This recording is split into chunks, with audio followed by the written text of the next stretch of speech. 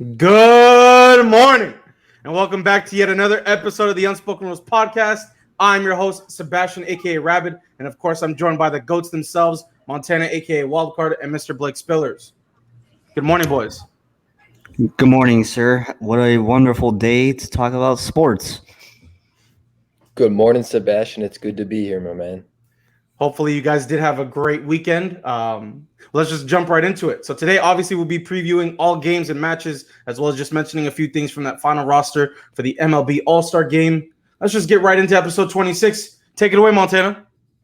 All right, so we're going to talk about the 2021 NBA Finals. Game 1 is tonight on ABC at 9 p.m. Eastern Time between the Milwaukee Bucks, who are on the road against the Western Conference champions, the Phoenix Suns.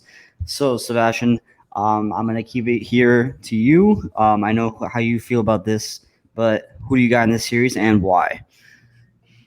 So at least tonight, this is a must-win game for the Phoenix Suns, especially with Giannis being doubtful. I know Giannis is trying everything in his power. I know he's got from team doctors, from front office staff, from everybody and their mother out there watching him in these private gyms, really practicing to try and get him to go tonight, or at least this series. Right now, he will not be able to play, so I think this is absolutely a must-win. But in this series, to answer your question, I got Suns in 6. Yeah, I mean, in the first game, I think it's going to be a very good series as long as Giannis does come back and is mostly healthy. But if the Bucks, if we look at the last one, the Bucks had the Hawks playing without Giannis the last 2 games, and they closed them out. And they were saying if the Bucks' first Hawks series had gone 7, there were a lot of talks that he might have been given the green light to play in that game. But looking at game 1, like you said, Giannis is still listed as doubtful, so I don't think he's going to play tonight, sadly. But I would not expect him to miss many more games in this series.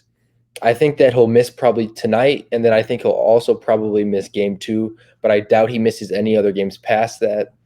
Without Giannis, though, like I said, the Bucks were able to close out the Hawks and win back-to-back games, which impressed me a lot, to say the least.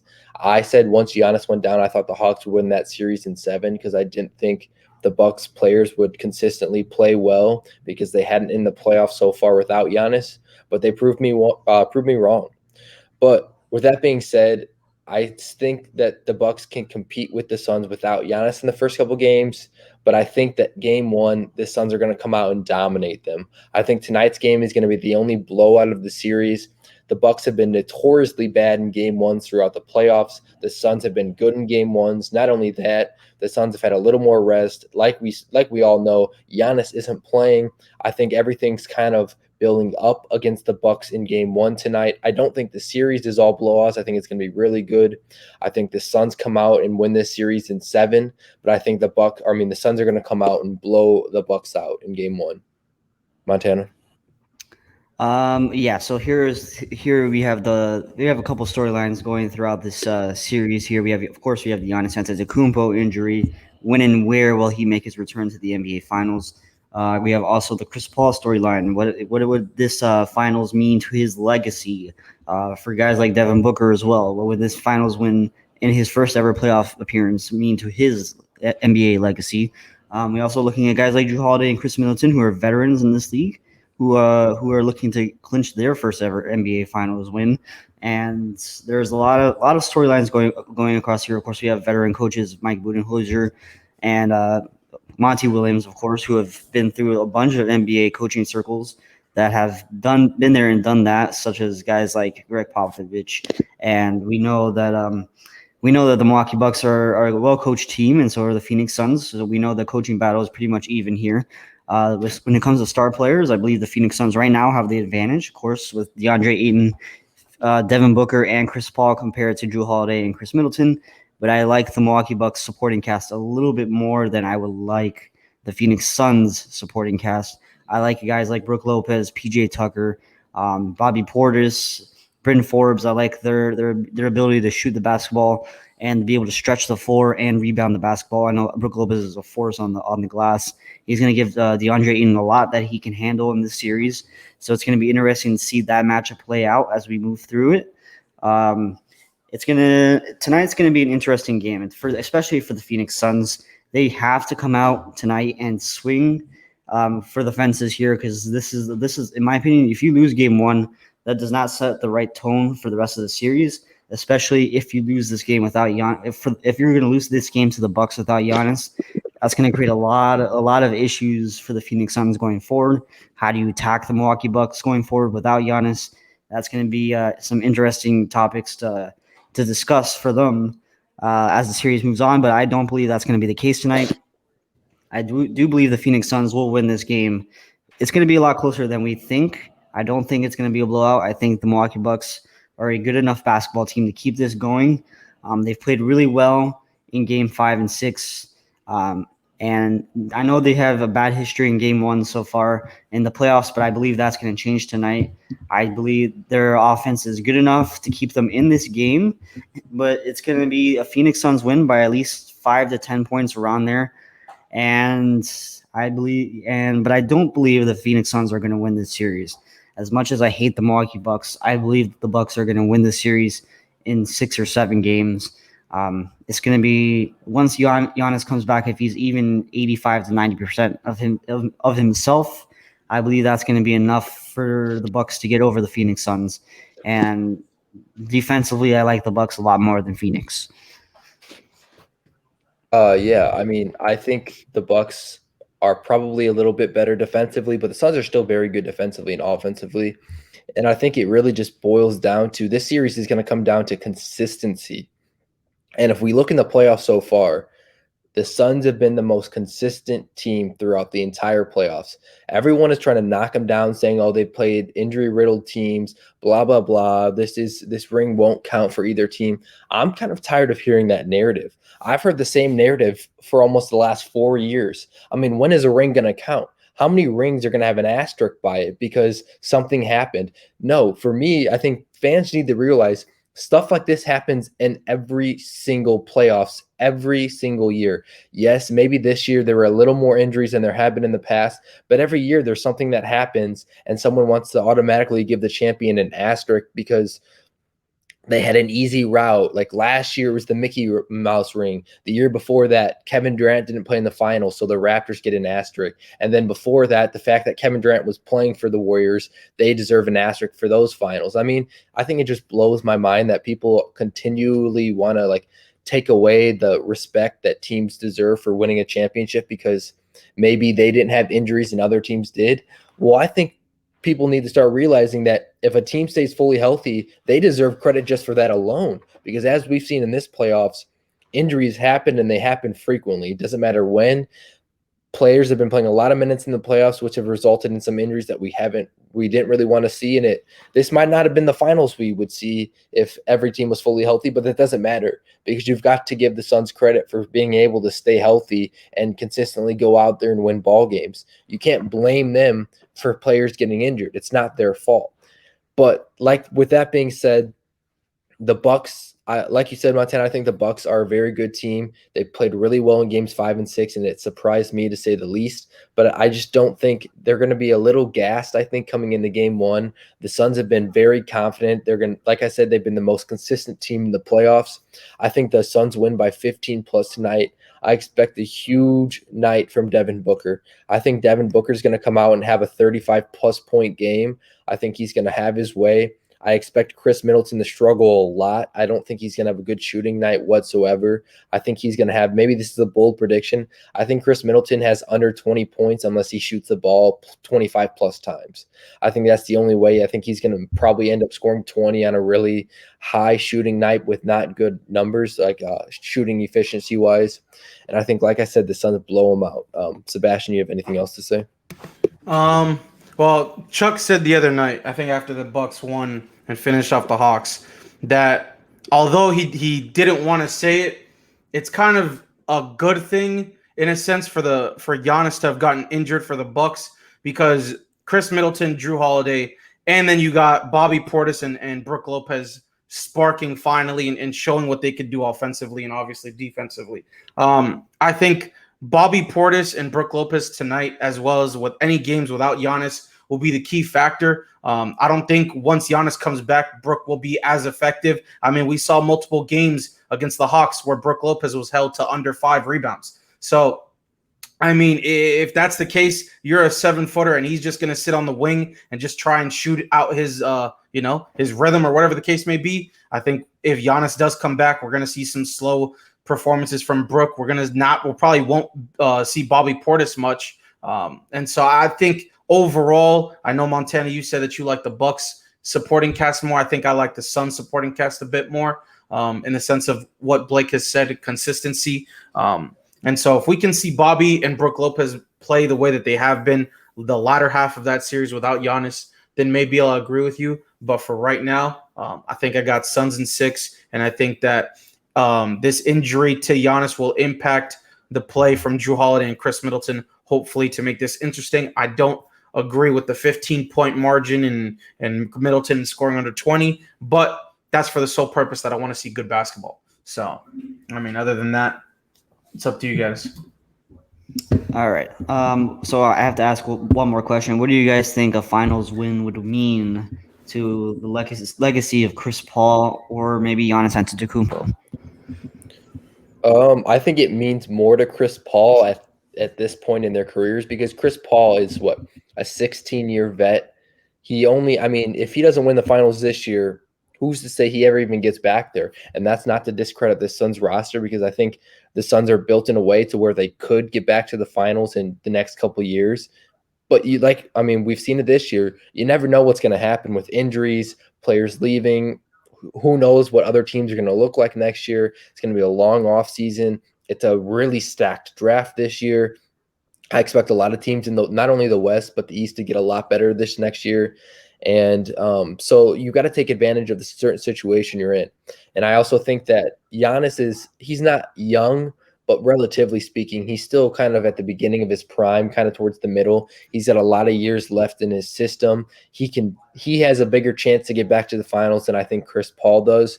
So, I think it'll mean a lot because both players so far in their careers are known to not do well in the playoffs. They don't finish out series. They're regular season players. They get their teams in good position for the playoffs, then kind of disappear after that. So I think this is kind of huge for both of them in that sense. But I think it means more to Chris Paul because he's been in the league a lot longer than Giannis has. He's gotten a lot more hate from players because, like I said, he's been in there long enough to where he's had a lot of series where the media thought that he should have won and that maybe he got injured, like when they were up 3-2 against the Warriors. He blew leads when he was with the Clippers. He's been on a lot of championship contender teams and has never been able to get it done. So hats off to him for just being able to get there. And I think Chris Paul, with that being said, Chris Paul's just going to want it more than everyone else on the court, even the rest of his son's teammates. I think Chris Paul wants it way more than anyone else. We saw that towards the end of their last series, and I think we're going to see a lot more of that in this series. I think Chris Paul is going to leave with a finals MVP, and I think, like I said, like Sebastian said, the Suns are going to win it out. No, All right. Oh, my bad. No, go ahead. I was just going to say that I completely agree with Blake. I think the Suns are just too strong of a team, especially, and they have all of that. Like I said a couple weeks ago, bro, this team reminds me of the Miami Heat squad from last year. They got a lot of grit, a lot of grind. They want it more, and I think for CP3's legacy, being a first-time finals appearance in 16 years, I think he wants this, and he's going to prove tonight and this series exactly why he deserves that finals MVP. But I think we will see some Kobe and Devin Booker tonight or this series at some point, and he'll take over and do what he needs to do to win these ball games. All right, so that's going to be it for our NBA Finals preview. The NBA Finals starts tonight. Phoenix Suns, Milwaukee Bucks, 9 p.m. Eastern Time over on ABC and the ESPN family of networks. So, Sebastian, we got a lot of soccer to talk about here in the Euro Cup as the semifinals get ready to go underway today. And, of course, the Copa America, we saw Brazil winning 1-0 against Peru yesterday. And, of course, we have another match today in the Copa America. So, Sebastian, take it away from here. All right, so obviously we got one big game today at 3 p.m. Eastern on ESPN, and that is Italy versus Spain in the Euro Cup. I'm going to be totally honest, man. Like, these two teams, Italy's got a lot of hype right now. Italy is playing lights out. And so like, Spain's, struggles from time to time, and they put up big numbers in the sense of goals. But, bro, like I said, the winner of this game will go on and win the cup. I think this right here should have been. Obviously, it didn't, go out that way due to the way that the bracket was placed. But I think this could have easily been the championship. These two teams, at least this tournament, have been playing lights out, and it's impressed me to say the least. Now with the Copa America, we have obviously my squad of Colombia tonight taking on Lionel Messi and the Argentinians. Now, I don't know, man. I love my team, but we're talking about the GOAT in Lionel Messi.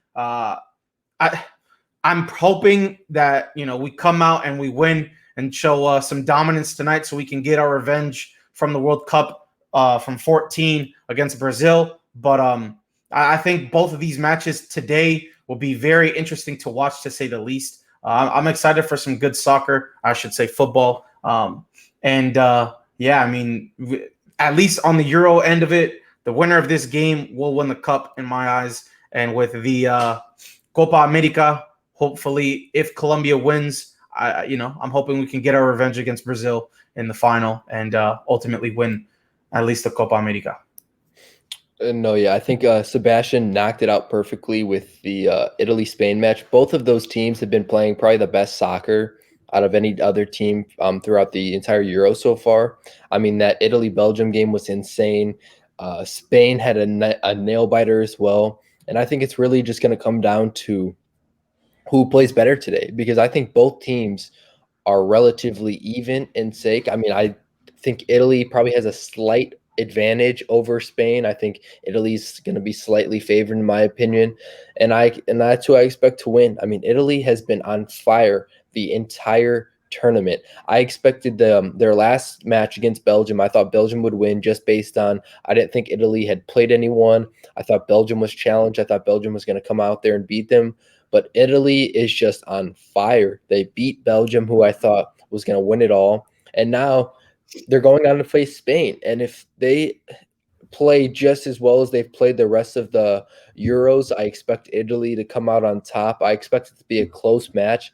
I think overall, I think Italy is going to come out on top 2-1 over Spain. But I could definitely see Spain winning this match because Spain has played so well in the Euros as well. And then, like you said, you've got the Copa match, Argentina versus Colombia. Argentina has been very hot. I mean, in their last match, did you see Messi's just bullet of a kick? Oh, my goodness. He sniped that goal. And I think we're going to see more of that. I mean, it's almost like a guarantee that Messi's going to have a goal or at least an assist in every single match that he plays. And I expect to see the same in that match also. But, hey, Sebastian's a Colombia fan, so hey, Sebastian's my bro. I'm gonna root for Colombia today. Hopefully, Colombia comes out on tops, and like you said, they get their revenge on Brazil from that 2014 disaster of a match. Montana. Yeah. So as far as the Euro Cup goes, as far as the Italy and Spain match goes, yes, those two teams have played really well throughout the Euro Cup. And I anticipate, obviously, I believe that Italy is the better team out of the two. Defensively, Italy has played really strong, especially against Belgium. They played really strong. So I anticipate Italy to come out of this side of the bracket. And I wouldn't necessarily say that they're the best team. I still believe that what I've been seeing from England the last couple of weeks, they might be the best team in this tournament left. And they have an easy semifinal match tomorrow against, I believe, who are they playing tomorrow? I forgot. But they have Denmark, there you go. And they have an easy, well, I wouldn't say Denmark's easy, but they have a relatively weaker matchup than Italy does against Spain. So I anticipate Italy and England will be in the finals at the end of these two semifinal matches. And when that happens, who knows what's going to happen, because England's playing really well offensively right now. Italy's playing really well defensively right now. And so obviously defense has won the last couple of times, especially for Italy, especially taking out Belgium, who's an offensive juggernaut of a soccer team. So that's something that we have to look out for as far as the Italy-Spain matchup goes. And as far as the Copa America goes, did you see, Sebastian, those Colombia fans down here in Miami going nuts, and they're going crazy. They're acting like they won the whole entire championship, bro. But as far as this, I think the Colombia's run is going to unfortunately end today. I believe Argentina is the better team here. They have the best player in the world, Lionel Messi, and unfortunately, when they get to the championship, they're going to be going up against my team, Brazil. So they're not going to win that match. But yeah, Brazil all the way, baby. Let's go. I hate Brazil. Neymar, man, Neymar. Bro, we don't even have, we can move on. We don't even have to talk about that. All right. So, any more soccer news before we move on to the next topic? I mean, we don't really have to touch on it. It was just the United States women national team won, I believe, 4-0 against Mexico yesterday. And then it sparked a 43 undefeated streak. They're still, I think it's 43 straight games that they haven't lost. I think it ties a national record in their club or whatever, or not club, in their respective squad, I guess. And that's pretty much it. There's nothing really else to it. We don't really have to talk too much about it. Okay, so before we get in, actually no, let's talk about the baseball. We have the All Star Reserves were announced on Sunday night. Of course, we have the National League and the American League teams. Their reserves have been announced. Of course, we have some notable highlights. Of course, Shohei Ohtani being the first player ever to be selected as a DH, voted in as a DH, and selected by the managers as a pitcher in the All Star game. I know there's a lot of controversies from some American League managers about why that was, and of course, they were complaining about a pitcher spot being taken away from somebody else for someone like Ohtani now being in the game. And then we also have Jacob deGrom, the MLB's best pitcher, who, in my opinion, if given the chance, would have started the National League All-Star game. But now he is apparently not going to be pitching in the All-Star game, only due to the reason that he is scheduled to pitch 1 or 2 days before the actual break starts. So it's completely understandable there. Replacements have yet to be named for guys like Mike Trout and other injured players on the squad. So what do you guys think about this? Well, first, the Ohtani news. I don't think – I understand why managers can be mad why they think that he's taking a pitching spot, but I don't think he really is. He deserves to be not only an all-star as a pitcher, but also as a hitter. I don't really view it as him taking a spot from someone else if he deserves it. Like, sorry that Ohtani not only is an elite pitcher in today's league, but he's also out there hitting bombs with a good batting average. Like, I think as a manager, you can't really complain about that. I mean, yes, I understand that, like, it's one player taking up 2 spots on a roster, but hey, if there was another pitcher that was outperforming and was getting the votes, they would be there. I mean, the managers voted him in for a reason because I think he deserves it. He's having one of those once-in-a-lifetime years, and I think Ohtani's just one of those players. I never expected him to be elite, both pitching and hitting. I always thought once he came into the league, he was going to settle down. Only one of those was going to continue, but he's obviously proved me wrong. I mean, not only is he hitting so well this year, but he's also having a really good year pitching. And that's why I have no problem with him taking up 2 spots because he honestly deserves it. If he's going to be listed as a pitcher and also a DH in the regular season, then why not get a shot to get marked as that in the All-Star game if you're deserving of it? And then also going on to the deGrom news, I'm not mad about it. I mean, he's probably not going to be pitching because it seems as though he also doesn't want to risk himself getting injured because he's already missed some starts this year that he said that he wished he hadn't. And like you said, he's also pitching 2 or 3 days before the All-Star game, which they could work around that. But I just think it comes down to he doesn't want to miss any more starts for his team. Like you said, he's the best pitcher in baseball right now. He doesn't feel as though the All-Star game is necessary. He's looking for bigger things. The Mets are in first place in their division. He wants to continue that, and he thinks the Mets have a chance to win the World Series this year. And if he thinks that, why risk getting injured pitching in an All-Star game that ultimately doesn't really matter, especially when you've already missed time this year for being injured? There's no reason to miss any more starts because of the All-Star game. Sebastian?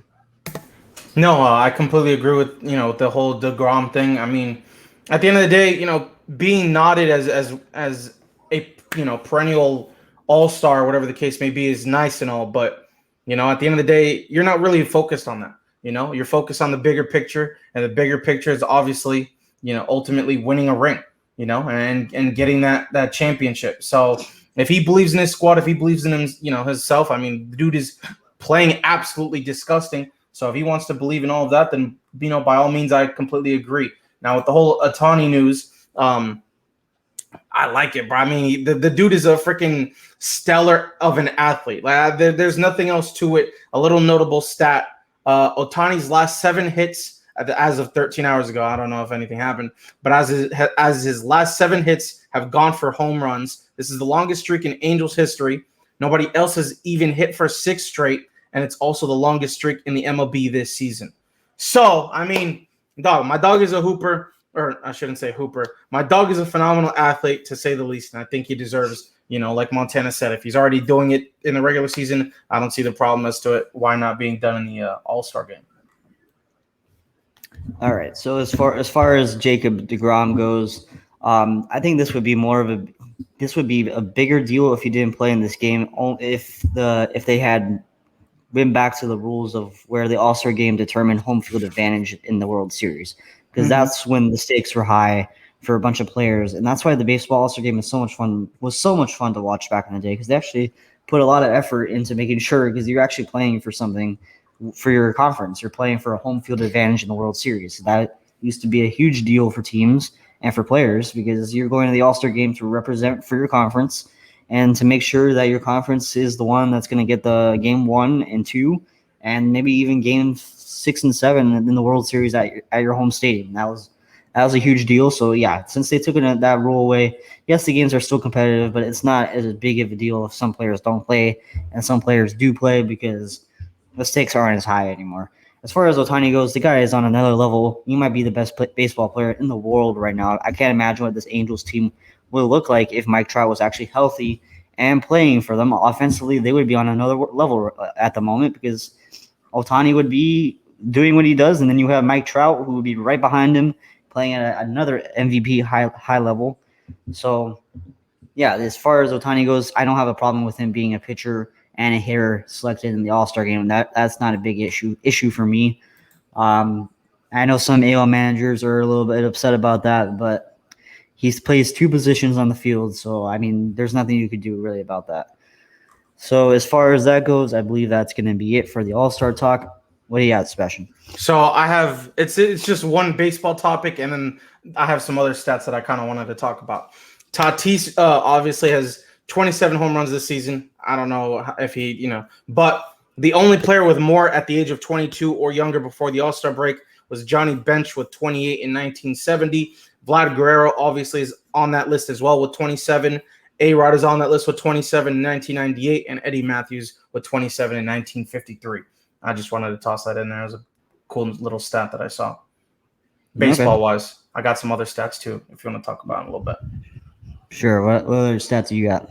Chris Paul and Devin Booker were both All-Stars this season. They are the 3rd different All-Star starting backcourt to make the finals in the last 35 years, joining Steph Curry and Klay Thompson and Isaiah Thomas and Joe Dumars, the 1990 Pistons, the year they repeated. Next, Italy is the only team remaining in the Euro 2020 that won all of its group stage games. Only France in 1984 and Spain in 2012 won the title after going 3-0-0 in the group stage. 4 teams have been eliminated in the semifinals, including Germany in 2012, which lost to the Italians. And then the last one that I wanted to talk about was my correction on the United States women's national team. It is they defeated Mexico 4-0. They're now on a 20-game home winning streak that is tied for the 2nd longest home winning streak in team history. The team record is 23 matches from 1993 to 1996. And then they were going into that match, they were on a 43-match unbeaten streak, going 39-0-4, tied for the 2nd longest streak in team history. They were also on a 57-match unbeaten streak at home, outscoring opponents 200-27. So ultimately, that ended up going to a 58-match unbeaten, 204-27 at home, as well as going to a 44 unbeaten streak, and now breaking ultimately that 2nd longest, and now this current one is their second longest streak. Nice. That's some interesting stats you get over there. We have to do a Sebastian's rapid fire stat segment from now I'm on. down. That's something that's interesting to hear about. Before we end today's show, I think I want to talk about one last topic. Go ahead. The 2021 Olympics are around the corner, and the basketball groups have been set.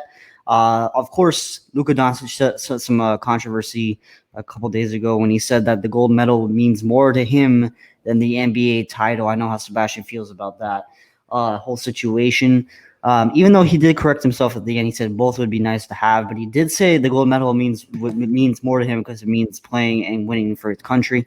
Of course, he clinched Slovenia's first ever Olympic men's basketball appearance in this year's Olympics by beating, I forgot who he beat, but he had like a 30-something point triple-double. But Luka Doncic is on another level at the moment. What do you think about his comments, Sebastian, about saying that the gold medal means more to him than an NBA title?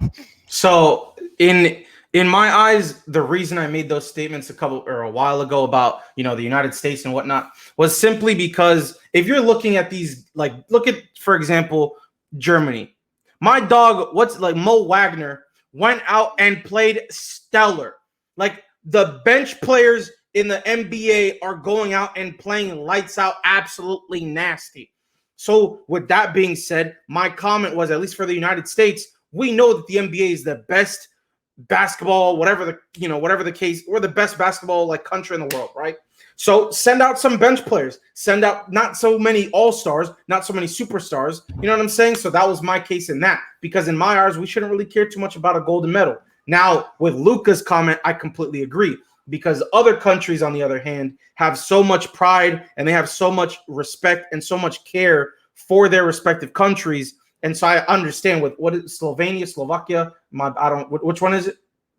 Slovenia. Okay. So with Slovenia, my guy Luka, I mean, bro, that man, the love that country has for just Luka alone is out of this world. And so he's basically carrying that country on his back.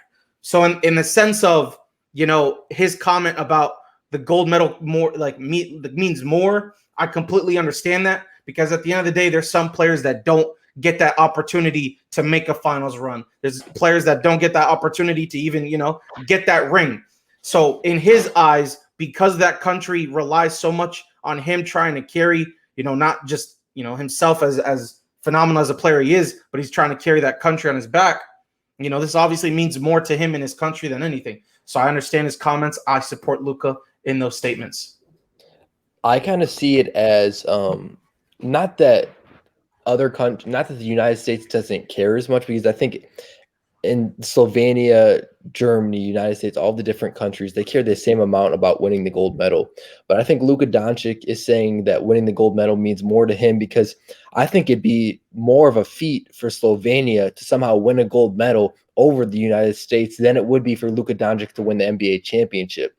And I think that's what it really boils down to, is it's way harder for Luka Doncic to carry that team and to win a gold medal than it would be for him to win an NBA finals, I think that he views it as the United States team being so stacked that if he were somehow to beat that team for a gold medal, it would be so much more of a feat than it would be for him to win an NBA championship. And that's not taking away how hard it is to win an NBA finals, but to win a gold medal for any team outside of the United States and even maybe Canada, because Canada has some ballers as well. I would say Spain is another top team. Exactly. Looking at a team like Slovenia, though, how many hoopers do they have out there that make it to the league or make it to any of the top leagues in the world?